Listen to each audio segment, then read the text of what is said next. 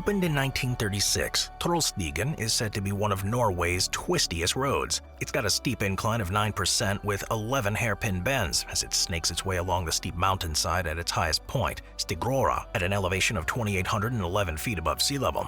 The road brutally twists and turns through the mountainous terrain, and drivers can expect rock falls, narrow lanes, steep inclines, and unpredictable weather. The route is at its most dangerous in the dark and wet, which makes it incredibly challenging to navigate. In fact, maybe that's when it's best to avoid it entirely. But the thing about danger is that it often yields the highest rewards. The 11 magnificent hairpin turns of Trølstigen offer numerous highlights of fantastic scenery along the mountain road. Each bend has its own name, often named after the person who supervised the construction work on that particular section.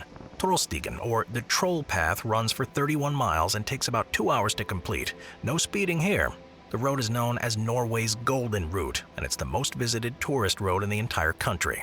This trollish masterpiece of engineering sits in the midst of a majestic natural landscape and will make the drive a truly joyful ride. Driving Trølstigen is a dramatic and exciting experience. The road twists and climbs through a mountainous terrain of waterfalls, fjords, tunnels, and frozen lakes that you won't find anywhere else. The bends and curves stand as a testament to the skill of the builders, built upon the base rock of the steep mountainsides or hewn by hand into the mountain itself.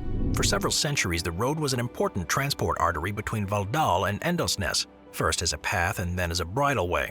The construction began in 1916 and it opened in 1936 by King Haakon VII. So what took so long? Why 20 years? Well, the absurdly long winters of Norway made it nearly impossible to get any work done.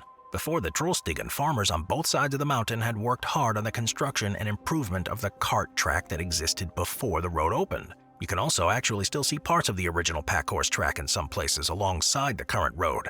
So if you thought making this troll trek in a car was tough, just imagine doing it with a horse-drawn cart.